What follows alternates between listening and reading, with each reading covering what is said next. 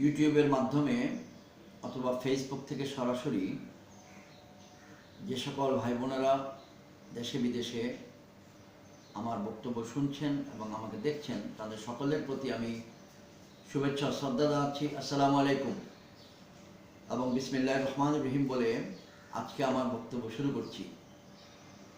আপনাদের সঙ্গে সৌজন্য বিনিময়, অল্প কিছু মত বিনিময়।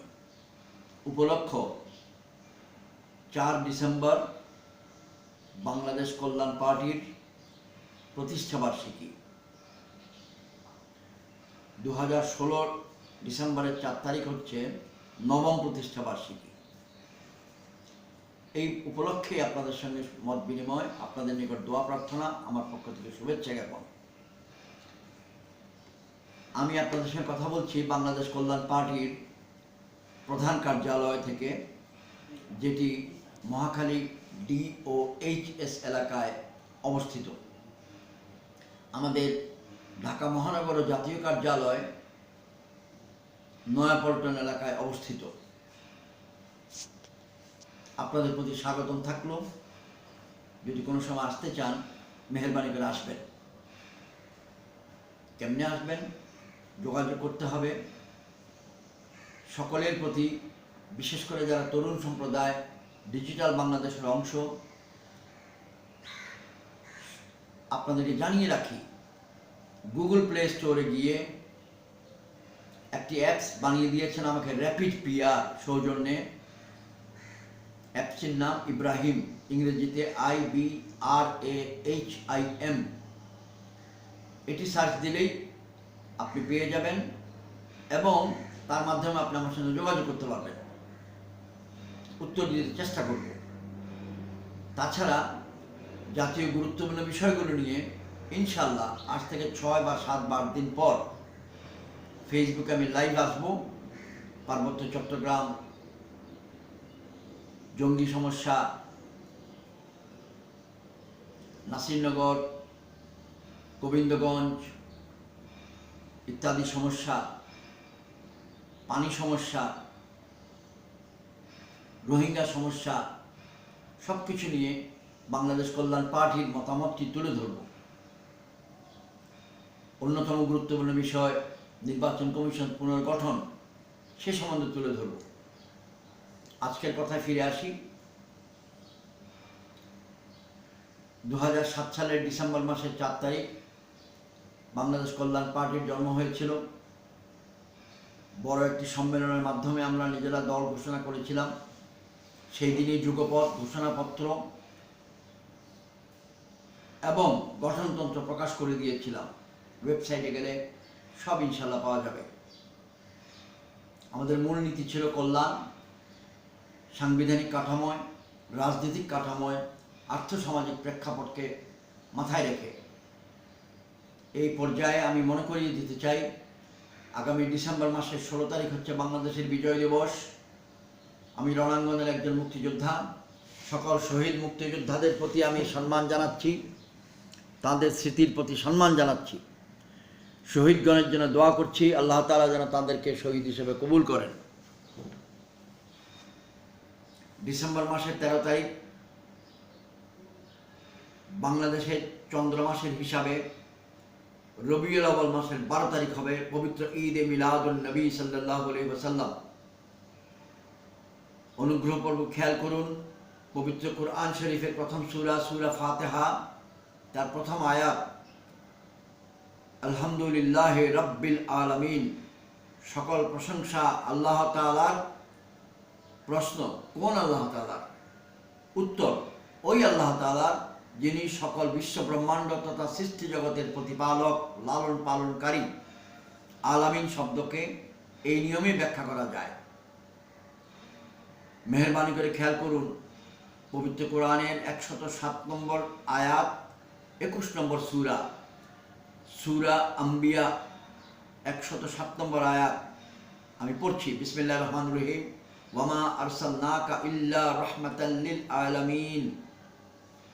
আল্লাহ তাআলা বলছেন রাসূল পাক সাল্লাল্লাহু আলাইহি ওয়াসাল্লামকে সম্বোধন করে যে, হে নবী, আমি আপনাকে পৃথিবীতে পাঠিয়েছি আমি যা কিছু সৃষ্টি করেছি এবং যা কিছুর প্রতিপালক সেই আলামিনের জন্য কল্যাণ স্বরূপ, রহমত স্বরূপ। যেই আলামিনের প্রতিপালক আল্লাহ তাআলা, সেই আলামিনের জন্য রহমত স্বরূপ পৃথিবীতে এসেছিলেন মহানবী সাল্লাল্লাহু আলাইহি ওয়াসাল্লাম। উনি যদি কল্যাণের ধারক, বাহক, প্রতিভু হয়ে থাকেন, আমরা যারা তার উম্মত তাকে অনুসরণ করব এবং করি, আমাদেরকে অবশ্যই কল্যাণমুখী হতে হবে, কল্যাণ চিন্তা করতে হবে, কল্যাণ ধারণা পোষণ করতে হবে এবং কল্যাণ প্রতিষ্ঠার জন্য সংগ্রাম করতে হবে। সমগ্র বিশ্ব ব্রহ্মাণ্ডের জন্যে, সৃষ্টি জগতের জন্যে, পরিবেশের জন্যে, আকাশ বাতাস বৃক্ষরাজি সব কিছুর জন্যে, মানুষের জন্যে, দেশের জন্যে, প্রতিবেশীর জন্যে, সকল ধর্মাবলম্বীর জন্যে, সকল ভাষার মানুষের জন্যে। হ্যাঁ, যেহেতু একটি রাজনৈতিক দল করি, সেটা আপাতত আমাদের ভৌগোলিক সীমানার ভিতরে। এই কাজ করতে গিয়ে আমরা 9টি বছর পার করেছি, অনেক কিছু শিখেছি, ছোট ছোট ভুলভ্রান্তিও নিশ্চয়ই করেছি। যে সকল ভুল আপনাদের নজরে আছে এবং যে সকল আমাদের ভুল নিয়ে আপনারা উদ্বিগ্ন, তার জন্য দুঃখ প্রকাশ করি। আপনাদের নিকট থেকে প্রস্তাব আশা করব। যোগাযোগের মাধ্যম বলে দিয়েছি কেমনি আমরা সংশোধন করতে পারি। আমি আপনাদের নিকট আহ্বান জানাবো, আপনাদের সুচিন্তিত মতামত যেন আমাদেরকে জানান। বাংলাদেশ কল্যাণ পার্টিকে কেমনি এগিয়ে নিয়ে যাওয়া যায়। যে কোনো একটা মহৎ কর্ম করতে গেলে অনেকের সহযোগিতা লাগে।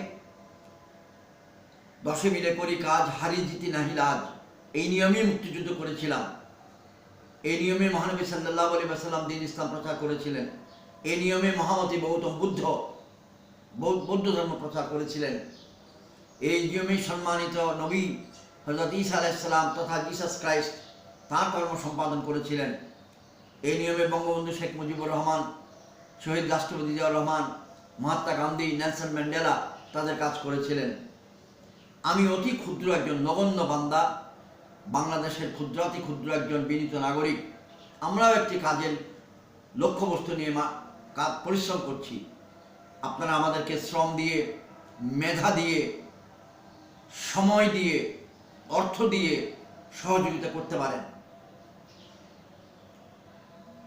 আপনাদের উন্মুক্ত সহযোগিতা সেটা যেই আঙ্গিকে হোক না কেন নিশ্চয়ই আমাদের উপকারে আসবে। প্রতিষ্ঠা বার্ষিকীর আলোচনা সভায় আমরা অনেক কিছু তুলে ধরব। যেগুলো তুলে ধরতে পারবো না সেগুলো আমরা লাইভ আলোচনা করব ইনশাআল্লাহ, যেমনটি বলেছি 6-7 দিন পর। বাংলাদেশ এগিয়ে যাচ্ছে, ইনশাআল্লাহ আরও এগিয়ে যাবে। সকলে মিলে এগিয়ে নিয়ে যাব। হ্যাঁ, গণতন্ত্র বিনির্মাণে আমাদের ভুল ত্রুটি থাকতেই পারে। আমাদের সিদ্ধান্ত গ্রহণে তিনি যেই দলেরই হোক না কেন ওর সুবিধা অসুবিধা থাকতে পারে। সম্মিলিতভাবে ভুলগুলিকে সংশোধন করব। আমাদের প্রতিবেশীদের প্রতি বাংলাদেশ কল্যাণ পার্টির পক্ষ থেকে শুভেচ্ছা। বিশ্ব ব্রহ্মাণ্ডে যারা বাংলাদেশের মুক্তিযুদ্ধে সহায়তা করেছিলেন তাদের প্রতি শুভেচ্ছা। যারা জীবনে বেঁচে আছেন, মুক্তিযোদ্ধা ভাইয়েরা বোনেরা কিন্তু কষ্টে আছেন, তাদের প্রতি আমার সহমর্মিত শ্রদ্ধা থাকলো। বাংলাদেশ কল্যাণ পার্টির সর্বস্তরের নেতাকর্মীদের পক্ষ থেকে, বিশেষ করে স্থায়ী কমিটির সদস্য, প্রখ্যাত বক্ষব্যাধি চিকিৎসক ডাক্তার ইকবাল হাসান মাহমুদ PhD, প্রখ্যাত চার্টার্ড অ্যাকাউন্টেন্ট কাহির মাহমুদ, ঢাকা জজ কোর্টের এবং সুপ্রিম কোর্টের প্রখ্যাত আইনজীবী অ্যাডভোকেট আজাদ মাহবুব, সামাজিক অঙ্গনের নেত্রী এবং রাজনৈতিক অঙ্গনের কল্যাণ পার্টির জন্মলগ্ন থেকে নেত্রী ফোরকান ইব্রাহিম, 1969 থেকে রাজনীতি করেন ভাসানীপন্থী এবং ভাসানী অনুসারী কল্যাণমুখী রাজনীতিবিদ চট্টগ্রামের সন্তান মোহাম্মদ ইলিয়াস।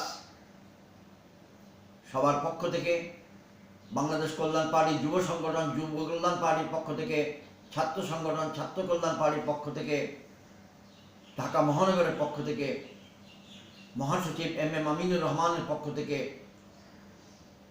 আপনাদের প্রতি আমি পুনরায় শুভেচ্ছা জানাচ্ছি এবং দোয়া প্রার্থনা করে এই বক্তব্য শেষ করছি। আল্লাহ হাফেজ। আসসালামু আলাইকুম।